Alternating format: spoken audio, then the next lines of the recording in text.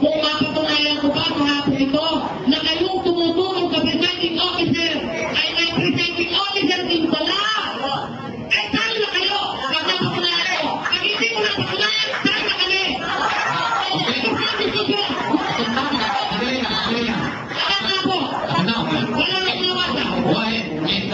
Wala kaming ganyang katungkulan at wala kaming ganyang aral. Ano po? Sinabi ko wala. Ito po, ito po.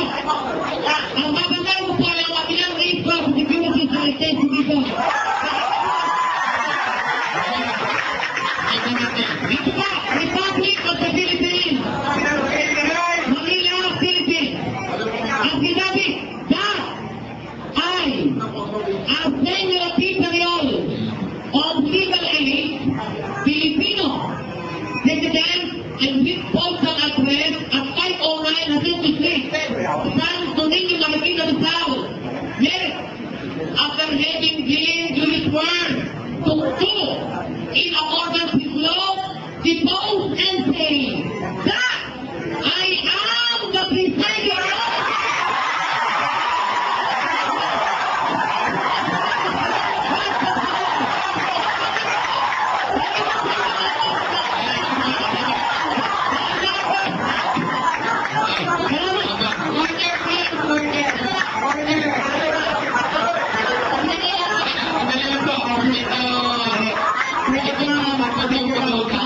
Hindi ba nakapagsunugan? Hindi ba natin? Okay, kapatid. Pakinggan nyo na.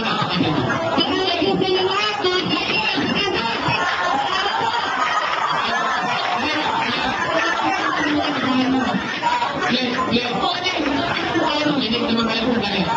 Mamaya na nga ito. Tapapuntin natin ito mamaya. Meron ito sabi yung semester ito. Semester.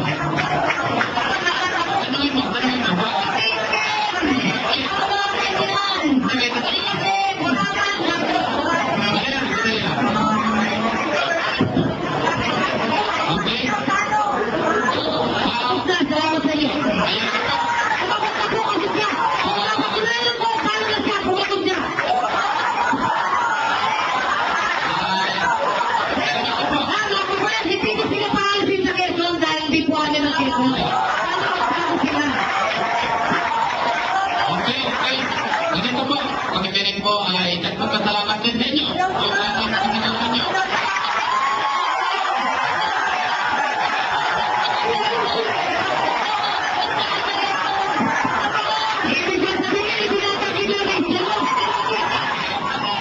Ngayon ay lalong tumitingkad ang kamangmangan at kawalang malay ng mga ministro ni Manalo. Maliwanag na ito ay pagtatangka na naman ng mga ministrong ito na magligaw at linglangin ang sambayanan sa pamamagitan ng paggamit nila ng isang hiram na tape sa kanilang kaibayong relihiyon na ngayon ay kakampi na nila.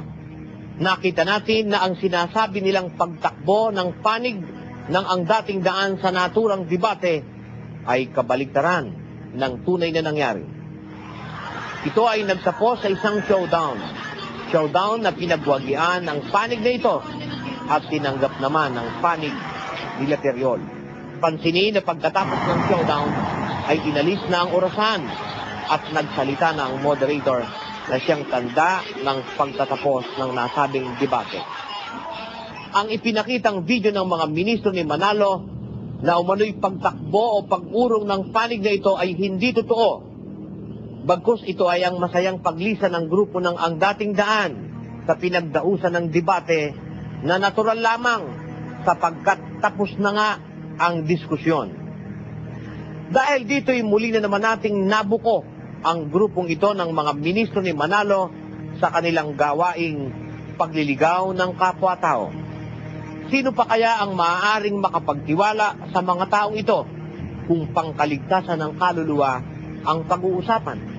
Bantad na sa mga mamamayan ang paulit-ulit na pagsisinungaling ng mga taong ito. At ito ang nag-udyok sa kanilang mga dating miyembro na tuluyan ng lisanin ang maling relihiyong ito ng Iglesia ni Cristo na tatag lamang ng tao. Muli narito po ang ilan pa sa ating mga bagong kapatid na dating kanib sa iglesia sa Diliman, na dahil sa kanilang natuklasang mali-mali at mga kasinungalingang aral, kagaya ng mga naunang kasamahan, ay tuluyan na rin tinalikuran ang iglesia ni Manalo at umanib sa grupo ni Brother Eli. Sa aral ng Iglesia ni Cristo, mali yung yung aral ng Iglesia ni Cristo. Ano po yung nakita niyo doon? Yung aral na nakita niyo? Ano? Yung ang si Cristo ay tao. Ang Iglesia ni Manalo, yung banal na hapunan, ako bakit may umaga. Dalawa, umaga at saka hapon. Katapos na abulo yan. Kukuha sila ng sitas dun sa Biblia, mali ang explanation nila. Conclusion agad, nilagyan ng conclusion. Hindi pa hanapin yung kung bakit. Ganun, katulad nung ako at ang may isang Diyos. O di isang Diyos, sabi. Ang paliwanag ng Iglesia ng Diyos, maraming verses na supporting na ang Diyos di isa marami. Kaya doon na naman. Ako, mali ka ako. Ang tagal akong nalukok ako. Tapos, ang abuluyan, mayroon kang abuluyan, tanging handogan, tapos abuluyan, previous at linggo, tapos, yung, may nilalagat, para pasalamat. Yung ako, ang dami, kako. Umalis po ako sa Iglesia ni Cristo ni Manalo kasi yung sa isang katuruan nila na si Cristo tao ay ayon sa Biblia na si Cristo Diyos. Saka yung abuluyan nila ay yung banal na hapunan isa umaga ginagawa. Saka yung banal na halik hindi nila napiliwanag noon.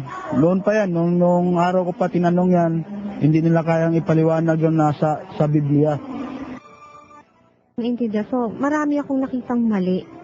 Talagang maraming mali. Tapos nakita ko kay Brad Eli, talagang tama siya. Pero, ang laki. Parang nakatanggap ako ng spiritual na bautismo. Kumpara sa nung nabautismo na ako sa Iglesia ni Cristo na hindi ko man lang naramdaman yan kahit sa puso ko. Kasi, hindi naman kasi nila pinarinig yung aral na yan kung anong aral sa Biblia Wala kasi sa amin, sa Iglesia ni Cristo, talagang hindi ka dapat magbabasa ng Biblia kasi hindi mo lubos maunawaan. Yun ang turo ng mga ministro sa Iglesia ni Cristo. Saka, hindi rin naman sila nag-provide ng mga Bible na dapat ibasa sa mga membro. Kaya, hindi mo maramdaman talaga yung aral na dapat mong sundin. Na talagang katanggap-tanggap ka ng spiritual na bautismo. Napunta po rito kay Brad Eli. Dito po natutunan ang tamang salita. At naitanim ko na po sa puso ko na andito ang tama. Kaya malaki ang pagkakaiba sa Iglesia ni Cristo at dito sa dating daan.